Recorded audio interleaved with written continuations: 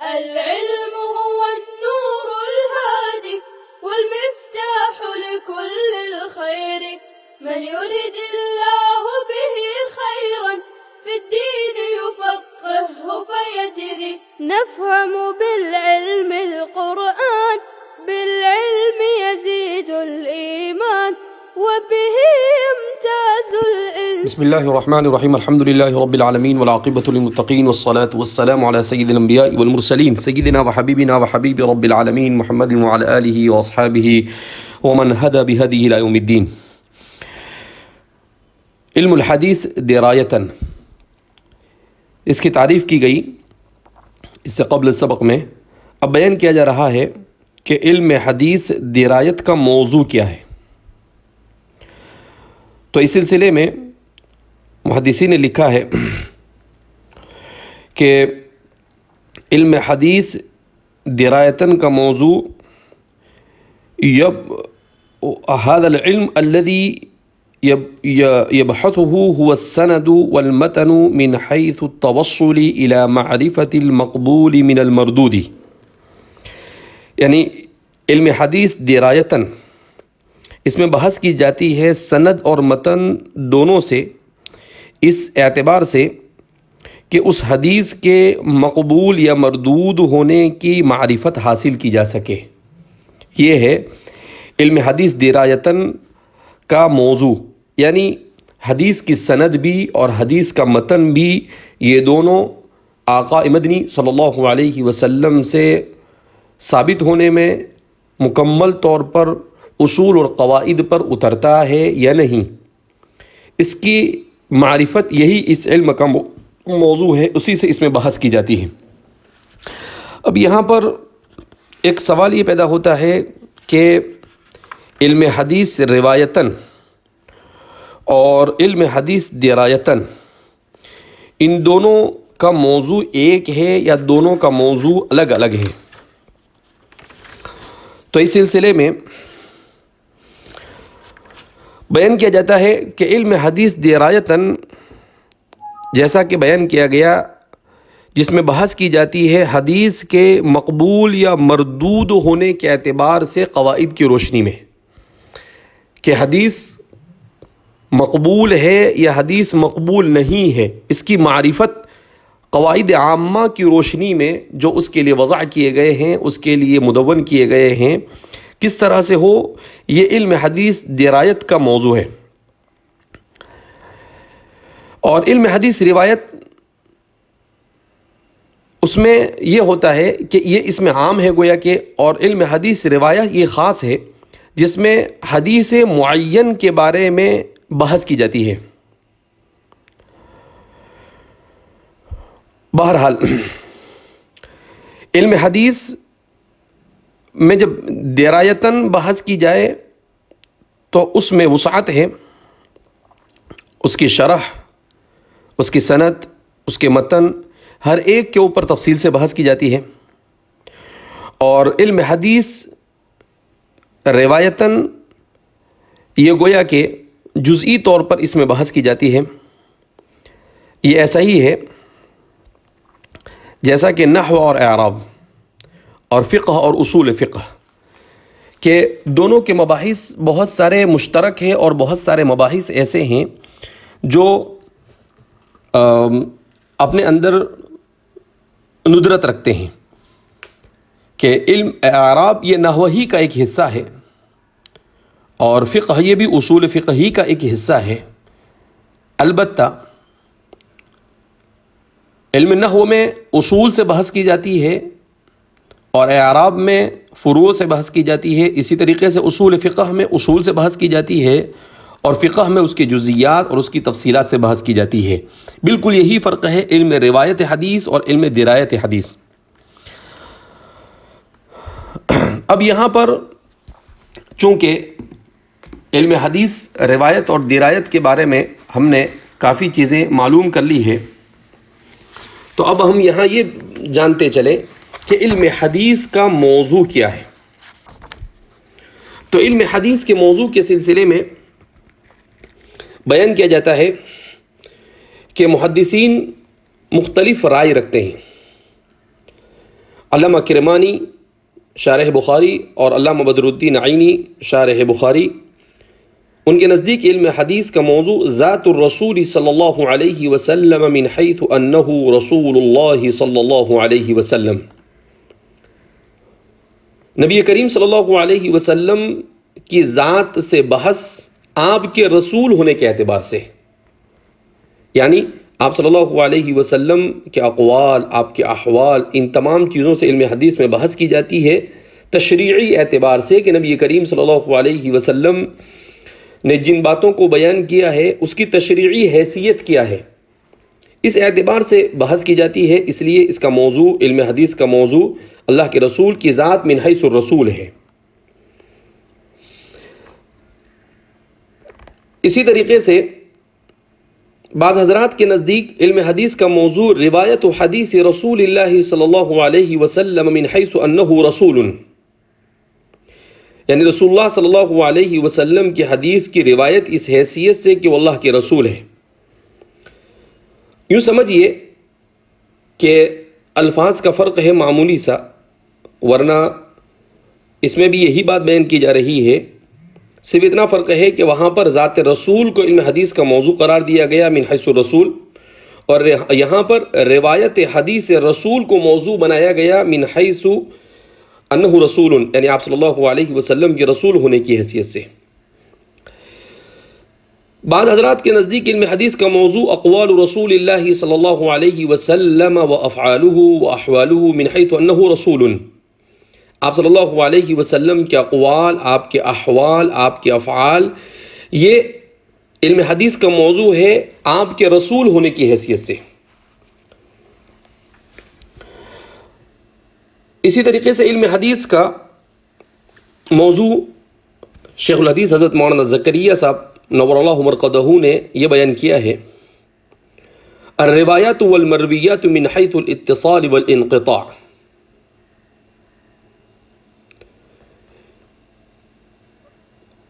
نبی کریم صلی اللہ علیہ وسلم سے منقول روایات اتصال اور انقطاع کے اعتبار سے کہا یہ علم حدیث کا موضوع ہے۔ اور اس کے بعد آپ نے فرمایا اوجز المسالک کی جلد نمبر 1 میں صفحہ نمبر 55 پر والاوجہ عندی، کہ یہی میرے نزدیک زیادہ بہتر ہے۔ اس کے بعد آپ نے یہ بھی تفصیل بیان کی ہے کہ ذات رسول صلی اللہ علیہ وسلم مطلق بھی علم حدیث کا موضوع ہے، اور اس کے بعد آپ نے فرق یہ بیان کیا کہ ذات رسول من حیث الرسول یہ مطلق حدیث کا موضوع ہے، اور الروایات والمرویات تو یہ علم حدیث کا موضوع ہے، علم روایت حدیث کا موضوع ہے۔ تو حضرت نے گویا کہ فرق بیان کیا ہے علم حدیث اور علم روایت حدیث کے درمیان۔ علم حدیث کی غرض و غایت، علم حدیث کی غرض و غایت کے سلسلے میں بیان کیا جاتا ہے کہ علم حدیث کی غرض کیا ہے، یعنی علم حدیث کو ہم کیوں پڑھیں۔ تو فرمایا کہ علم حدیث کی غرض و غایت میں ایک قول یہ ہے کہ معرفت کیفیت اقتداء النبی صلی اللہ علیہ وسلم، نبی کریم صلی اللہ علیہ وسلم کی اقتداء کی کیفیت کی معرفت اور اس کی پہچان، کیونکہ ہم مکلف ہیں نبی کریم صلی اللہ علیہ وسلم کی اقتداء کے، تو آپ صلی اللہ علیہ وسلم کی اقتداء کیسے کی جائے، یہ ہے علم حدیث کے پڑھنے کا موضوع، جو آج ہمارے نظروں سے اوجھل ہے کہ ہم الفاظ اور معانی کو سمجھ لیتے ہیں، سمجھا لیتے ہیں، مگر اس کے اصل جو موضوع ہے آپ صلی اللہ علیہ وسلم کی اقتداء، وہ ہم اسے دور رہتے ہیں۔ الدر المنضود نے اسی کو بیان کیا ہے، اور خطیب تبریزی نے بھی اس کو بیان کیا ہے۔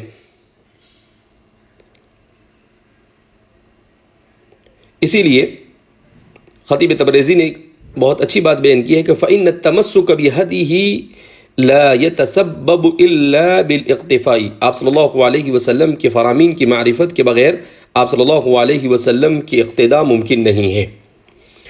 بعض حضرات نے علم حدیث کا موضوع بیان کیا معرفت احوال النبی صلی اللہ علیہ وسلم کے، علم حدیث کی غرض و غایت نبی کریم صلی اللہ علیہ وسلم کے حالات کی معرفت، آپ کے احوال کو جاننا ہے۔ بعض حضرات نے علم حدیث کا موضوع بیان کیا، علم حدیث کی غرض و غایت بیان کی ہے تحصیل الفضائل والادعیہ التي هي مرویۃ عن النبی صلی اللہ علیہ وسلم فی تعلیمہ وتعلمہ، ان فضائل اور دعاؤں کو جاننا اور حاصل کرنا جو آپ صلی اللہ علیہ وسلم سے اس کے پڑھنے پڑھانے پر منقول ہے۔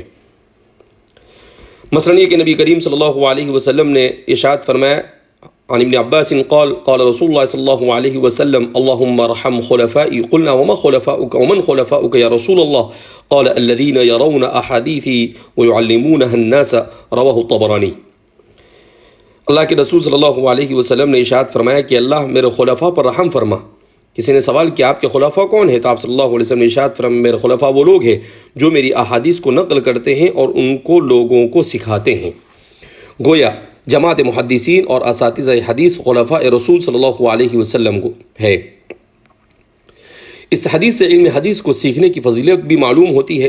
ارشاد الساری میں اس حدیث کو نقل کیا گیا ہے امام طبرانی کے حوالے سے کہ علم حدیث کو حاصل کرنے والوں اور اس کی تعلیم و تعلم میں مشغول رہنے والوں کو جناب نبی کریم صلی اللہ علیہ وسلم نے اپنا خلیفہ اور نائب بنایا۔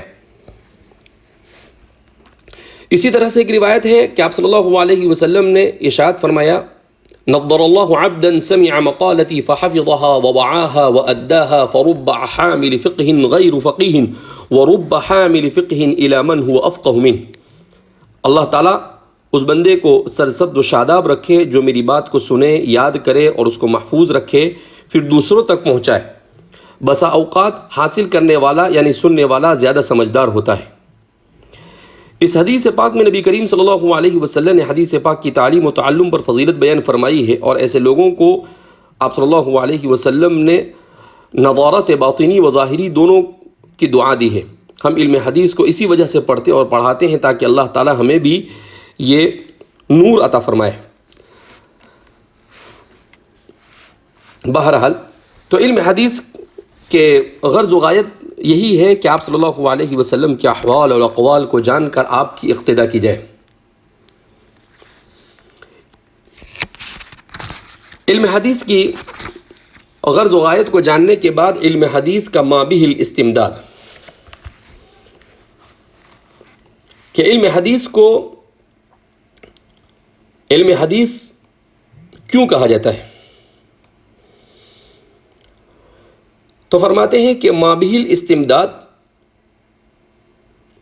دو طرح کا ہوتا ہے، ایک ہوتا ہے استمداد فی التدوین اور دوسرا ہوتا ہے استمداد فی التمہید۔ استمداد فی التدوین اس کا مطلب یہ ہے کہ علم کی تدوین میں کن کن چیزوں سے مدد لی گئی اور اس کے مآخذ کیا کیا ہے۔ تو ظاہر سی بات ہے علم حدیث کا ماخذ اللہ کے رسول صلی اللہ علیہ وسلم کے اقوال، افعال اور تقریرات ہیں۔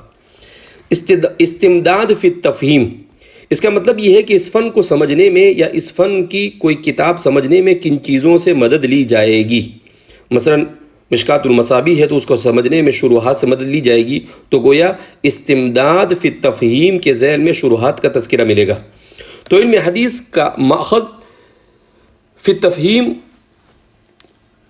علوم اساسیہ، موقوفہ اور موقوف علیہا دونوں ہو سکتے ہیں۔ علم حدیث کو سمجھنے میں تفسیر کی بھی ضرورت پڑے گی، اس لیے کہ جا بجا احادیث نبویہ علی صاحبہ الف الف تحیۃ و سلام کسی آیت کی تفسیر کے ذیل میں بھی ہے۔ علم حدیث میں ایمانیات کا تذکرہ ہے تو اس کو سمجھنے میں عقائد اور علم کلام سے بھی مدد لینی پڑے گی، بلکہ وہ تمام علوم جن کو علوم عربیہ کہا جاتا ہے ان سے بحیثیت موقوف علیہ علم حدیث کو سمجھنے میں مدد لی جائے گی۔ اگر آپ کو نحو، صرف، معانی، بیان، بدیع وغیرہ علوم سے مناسبت نہیں تو علم حدیث کو سمجھنے میں آپ کو دشواری پیش آئے گی۔ معلوم ہوا کہ اس علم شریف کو سمجھنے میں علوم عقلیہ اور علوم عربیہ اور علوم اسلامیہ سب کی ضرورت ہے۔ علوم عربیہ میں نحو، صرف، معانی، بدیع وغیرہ، اور علوم عربیہ میں تفسیر اور فقہ اور اصول فقہ وغیرہ۔ اسی لیے امام سمعانی فرماتے ہیں ان اخوف ما اخاف على طالب العلم اذا لم يعرف النحو ان يدخل في جملة قول النبي صلى الله عليه وسلم من كذب علي متعمدا فليتبوأ مقعده من النار۔ مجھے اس طالب علم پر اس بات کا قوی اندیشہ ہے جس کا نحو کمزور ہو، جس کی وجہ سے وہ اعراب کو صحیح نہیں پڑھتا ہے، کہیں وہ اس وعید شدید میں داخل نہ ہو جائے جس میں کہا گیا کہ وہ شخص اپنا ٹھکانہ جہنم میں بنائے جو میری طرف جھوٹ کو منسوب کرتا ہے۔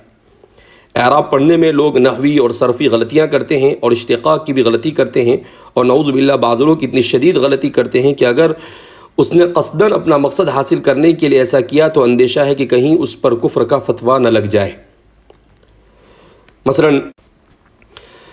مثلا فرقہ باطنیہ، یہ فرقہ ہے جو ہر حدیث اور ہر بات کی باطنی تفصیل کی ٹوہ میں لگا ہوا ہوتا ہے۔ بہرحال معلوم یہ ہو کہ قرآن اور حدیث کو سمجھنے کے لیے علم اشتقاق کی بھی ضرورت ہے۔ جب مادہ اور مشتق منہ کا علم نہیں ہوتا تو آدمی بڑی بڑی غلطیاں کرتا ہے۔ قرآن مجید اور حدیث کو سمجھنے کے لیے جاننا ہو صرف معنی بدیع علم اشتقاق کا جاننا ضروری ہے، وہی معنی حقیقی اور معنی مجازی کا علم بھی ضروری ہے۔ اس سلسلے میں ہمیں ہمارے طلباء کو خوب زیادہ توجہ دینے کی ضرورت ہے۔ بہرحال علم حدیث کا حکم، علم حدیث کا حکم شرعی کیا ہے؟ علم حدیث کا شرعی حکم یہ ہے کہ اگر کسی بستی میں علم حدیث کا حاصل کرنے والا کوئی بھی نہیں ہے تو اس بستی والوں پر اس کا حاصل کرنا واجب عینی ہے، اور اگر حاصل کرنے والا یا حاصل کیے ہوئے موجود ہو تو واجب کفائی ہے۔ واجب عینی اور واجب کفائی میں کیا فرق ہے؟ دونوں میں فرق ہے کہ عینی میں فعل اور فاعل دونوں مطلوب ہوتا ہے، اور کفائی میں فقط فعل مطلوب ہوتا ہے۔ تو گویا عینی اور کفائی میں عموم خصوص مطلق کی نسبت ہے، عینی خاص ہے اور کفائی عام ہے۔ مثلا آپ نے فجر کی نماز پڑھی تو فجر کی نماز عینی فعل اور مصلی یعنی فاعل دونوں مطلوب ہے، برخلاف نماز جنازہ کے جنازہ کی نماز ہو رہی ہے اور آپ کھڑے ہیں اور نماز میں شریک نہیں ہوئے تو آپ گنہگار نہیں ہوں گے، اس لیے کہ یہاں صلاۃ علی الجنازہ مطلوب ہے اور وہ موجود ہے، اگرچہ آپ اس میں مشغول نہیں ہیں، البتہ آپ ثواب سے محروم ضرور رہو گے۔ بعض لوگ عینی اور کفائی میں اس طرح فرق بیان کرتے ہیں کہ عینی اس کو کہتے ہیں جس کا کرنا ہر ایک پر ضروری ہے، اور کفائی یہ ہے کہ اگر کوئی بھی کرنے والا نہ ہو تو سب گنہگار ہوں گے۔ حالانکہ یہ فرق نہیں ہے بلکہ یہ حکم ہے۔ فرق کا مطلب یہ ہے کہ کسی شے کے درمیان نسبت منطقی کو بیان کیا جائے۔ بہرحال جو حکم شرعی علم حدیث کو حاصل کرنے کا ہے وہی حکم تمام علوم شرعیہ اور ان کی مبادیات کا بھی ہے۔ امامنا مجدد ملت حضرت تھانوی رحمۃ اللہ علیہ اپنے رسالہ النور میں فرماتے ہیں کہ ہم سلم اور ملا حسن کے پڑھنے اور پڑھانے کا اتنا ہی ثواب سمجھتے ہیں جتنا ثواب بخاری اور مسلم کے پڑھانے کا ہے، اس لیے کہ مقدمۃ الشیء کا وہی حکم ہوتا ہے جو شے کا ہوتا ہے۔ مثلا وضو فرض ہے، اس لیے وہ نماز کا مقدمہ ہے، تو جو حیثیت نماز کی ہے وہی نماز کے مقدمہ یعنی وضو کی بھی حیثیت ہے۔ تو جتنے بھی مبادیات اور مقدمات من حیث المقدمہ ان کا بھی وہی حکم ہے جو شے کا حکم ہے۔ چونکہ علم نحو، علم صرف، معانی، بیان، بدیع، منطق، فلسفہ اور حفظ اور ہمارے یہاں پر احسن القواعد وغیرہ، یہ ساری کے ساری چیزیں قرآن اور حدیث کو سمجھنے کے لیے پڑھی جاتی ہے، لہذا ان علوم کا پڑھنا بھی ضروری اور فرض ہے، جس طرح قرآن اور حدیث کا پڑھنا ضروری اور فرض ہے۔ بہرحال ہم کوشش کر رہے ہیں کہ علم حدیث کے سلسلے میں جو مبادیات ہے ان مبادیات سے جلد از جلد فارغ ہو کر جیسے ہی آپ یہاں پر پہنچے آپ کے سامنے کتاب کو شروع کر دیا جائے۔ تو علم حدیث سے متعلق جو مبادیات تھے وہ آپ کے سامنے بیان کیے جا چکے الحمدللہ، اگرچہ اس میں قدر تفصیل تھی لیکن چونکہ مختصر درس تھے اس وجہ سے ایسا محسوس ہو رہا ہے کہ اس کو زیادہ تفصیل کے ساتھ بیان کیا گیا، بندہ اپنی مشغولیت کی وجہ سے پابندی کے ساتھ اس کو نہیں بھیج سکا۔ طلبہ سے گزارش ہے کہ وہ چاہے جس درجے سے بھی تعلق رکھتے ہو، جتنے بھی اسباق اب تک کے جامعہ کی طرف سے بھیجے گئے ہیں ان تمام کے تمام اسباق کو خوب اچھی طرح سے سن لے، اس لیے کہ ہفتے 10 دن میں جب جامعہ شروع ہوگا تو آپ کو اس سے آگے ہی پڑھایا جائے گا جو دروس کتابوں کے آپ کے آن لائن نشر کیے جا چکے ہیں۔ آپ کا پہلے آنے کے بعد امتحان ہوگا اور اس میں کامیابی آپ کے لیے ضروری ہوگی۔ اللہ رب العزت آپ کے آنے کو آسان فرمائے اور اللہ رب العزت ہم سب کو علوم حدیث کے انوار سے مستفید فرمائے۔